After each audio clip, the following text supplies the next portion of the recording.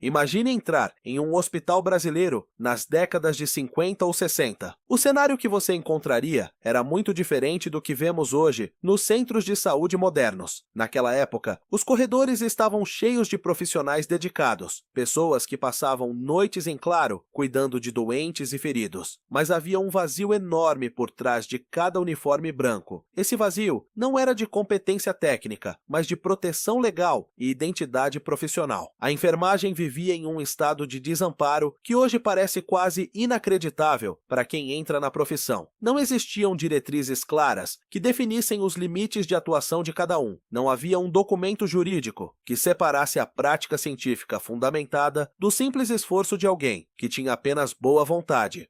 Trabalhar na saúde naquele tempo era caminhar sobre uma corda bamba, sem nenhuma rede de segurança embaixo. Se um erro acontecia no plantão, ou se um profissional sofria uma injustiça por parte da administração, não havia um órgão de classe para onde correr ou pedir auxílio. O sistema de saúde da época, o nosso grande antagonista silencioso, via a enfermagem apenas como uma atividade caritativa e muitas vezes religiosa. Era como se o cuidado fosse apenas um favor feito ao próximo, e não uma profissão técnica que exigia estudo rigoroso e dedicação acadêmica. Para muitos gestores e médicos, o enfermeiro era visto apenas como um braço executor, alguém sem voz própria e totalmente dependente de ordens externas para qualquer ação mínima. Tratavam a categoria como meros ajudantes domésticos do ambiente hospitalar, meio ignorando completamente que ali existia uma ciência própria, com métodos e diagnósticos específicos. Eu falo aqui como a consciência coletiva de todos esses trabalhadores que enfrentaram essa invisibilidade por tanto tempo. Nós víamos a negligência sistêmica acontecer todos os dias, bem debaixo dos nossos olhos. Alguém em uma posição de hierarquia superior simplesmente ignorava a nossa competência técnica por puro preconceito institucional. Era extremamente comum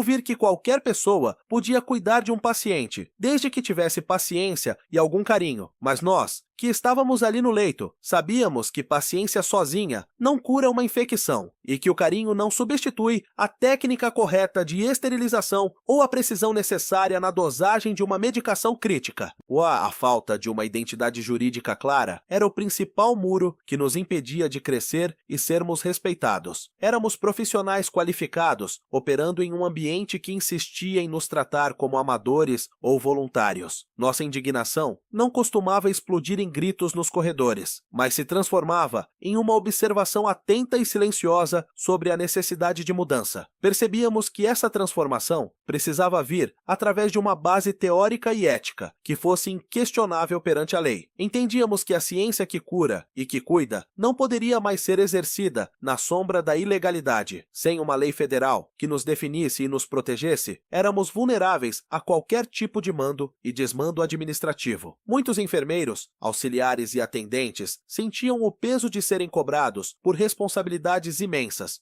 mas sem ter a autoridade legal para tomar decisões que eram cruciais para a sobrevivência dos pacientes. Era uma rotina exaustiva de silenciamento e submissão técnica, mas algo estava mudando profundamente no espírito da classe. A compreensão de que a nossa indignação precisava ser organizada em uma estrutura institucional sólida começou a ganhar força nos hospitais de todo o país. Não bastava ser excelente no que fazíamos. Precisávamos ser reconhecidos legalmente pela nossa autonomia e soberania. O destino de milhares de trabalhadores estava prestes a ser alterado por uma assinatura e por uma lei que nasceria da nossa necessidade de existir oficialmente. Antes de continuarmos essa história e descobrirmos como essa batalha pela regulamentação foi finalmente vencida, inscreva-se no canal e diga-nos onde você está assistindo nos comentários. A sua participação é fundamental para que essa trajetória de luta e conquista chegue a mais colegas que, assim como nós, valorizam a história e a força da nossa categoria de enfermagem. Essa transição do silêncio para a busca por uma ação legal foi o primeiro grande passo para a nossa liberdade profissional. As tensões nas enfermarias e nos postos de saúde estavam chegando a um ponto de ruptura total. A necessidade urgente diante de uma fiscalização rigorosa e de regras claras para proteger tanto o paciente quanto o profissional, se tornou um grito coletivo que não podia mais ser ignorado pelas autoridades. O que antes era apenas uma vontade individual de ser valorizado, estava se transformando em um movimento sólido e imparável.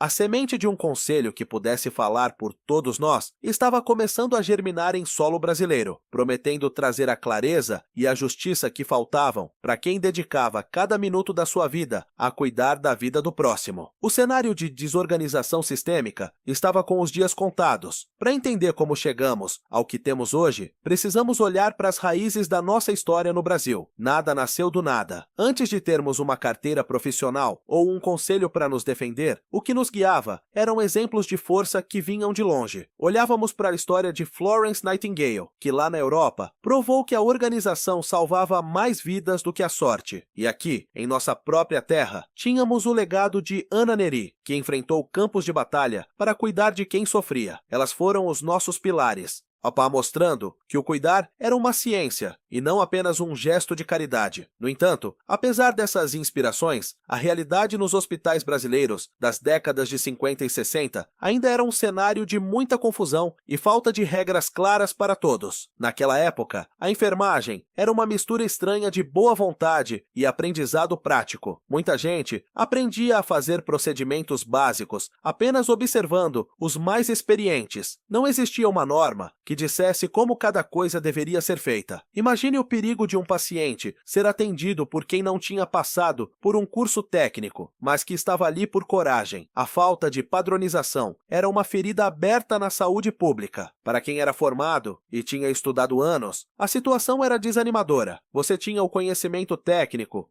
mas era tratado da mesma forma que alguém que nunca tinha aberto um livro de anatomia. A ausência de fiscalização permitia que qualquer um se passasse por profissional, o que colocava vidas em risco todos os dias. A rotina nos hospitais era marcada por jornadas de trabalho sem fim. Não havia um órgão de classe para fiscalizar as condições de trabalho ou limitar as horas que passávamos em pé. O sistema de saúde daquela época se aproveitava do rótulo de vocação para exigir sacrifícios humanos. Trabalhávamos até a exaustão, muitas vezes sem as ferramentas básicas de proteção, e não tínhamos voz ativa para reclamar das injustiças. O desrespeito à nossa competência técnica era constante. Era comum ver médicos ou administradores dando ordens que interferiam diretamente no cuidado que nós sabíamos ser o mais correto. Ou, como não existia um conselho profissional, não tínhamos autonomia técnica. Éramos vistos como assistentes que não podiam questionar decisões superiores, mesmo quando sabíamos que algo estava errado no tratamento do paciente. A sensação de desamparo era como um peso invisível nos ombros de cada profissional que tentava fazer o seu melhor em um sistema que não o enxergava como um trabalhador de verdade. Essa falta de clareza gerava conflitos de competência que tornavam o ambiente de trabalho pesado e desgastante. Ninguém sabia ao certo onde terminava o trabalho do atendente e onde começava o dever do enfermeiro. Essa bagunça jurídica era o cenário perfeito para abusos de poder e erros graves. Estávamos cansados de sermos chamados de anjos ou de sermos vistos apenas como uma missão religiosa.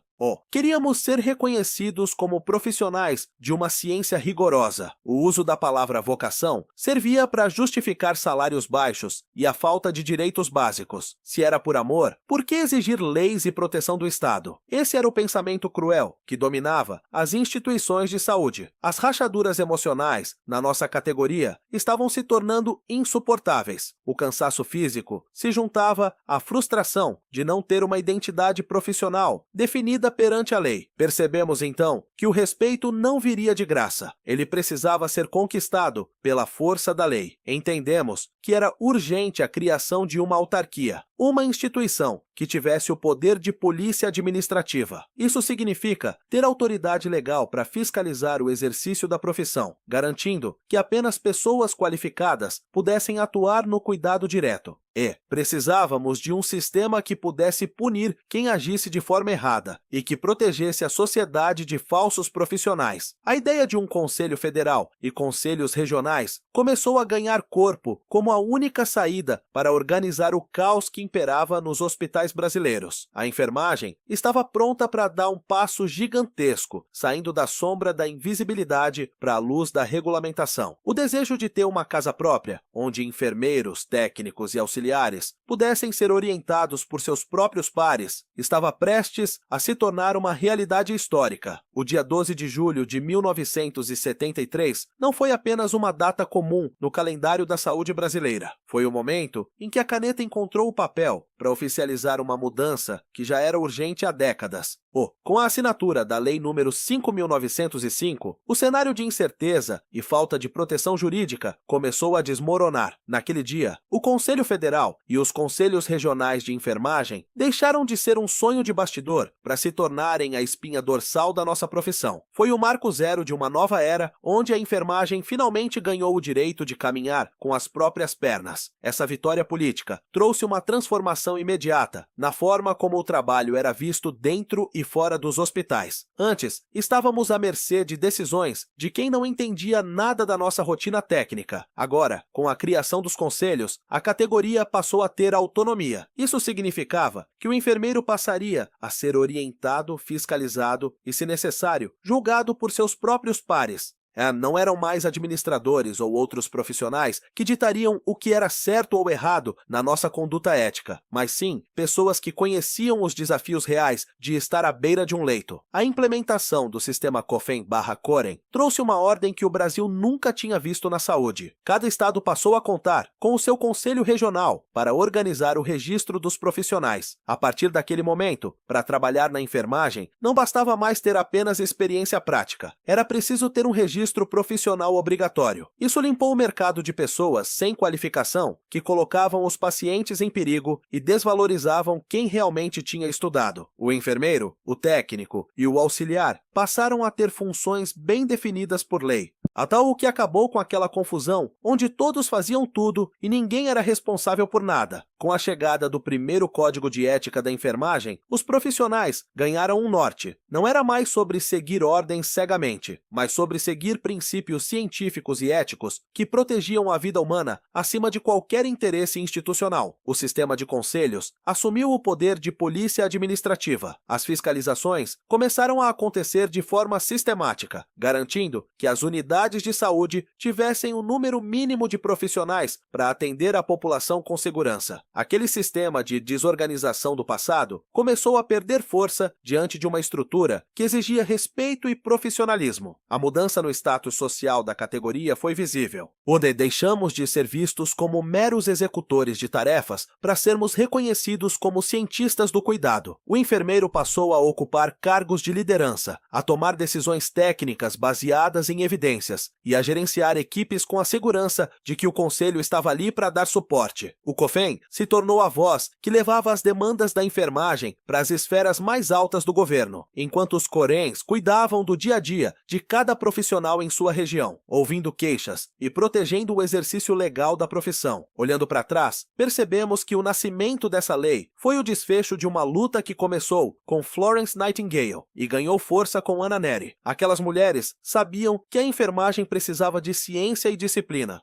A Lei de 1973 deu a forma jurídica que essa ciência precisava para sobreviver em um país tão grande. Hoje, quando um técnico de enfermagem ou um enfermeiro coloca o seu jaleco e exibe seu número de registro, ele carrega consigo o peso dessa história de conquista e a responsabilidade de manter esse legado vivo. O desfecho dessa trajetória é realista e cheio de orgulho. Sabemos que ainda existem muitos desafios, como a busca por melhores condições de trabalho, mas a base agora é sólida e inabalável. Não somos mais invisíveis perante o Estado. O sistema COFEN/COREN transformou o ato de cuidar em uma disciplina de rigor científico e proteção legal que não permite mais retrocessos. A enfermagem deixou de ser apenas um gesto de amor para se tornar a espinha dorsal de uma nação, útil e protegida pela lei e guiada pela ciência. Agora temos a certeza de que o futuro da saúde passa obrigatoriamente pelas nossas mãos qualificadas.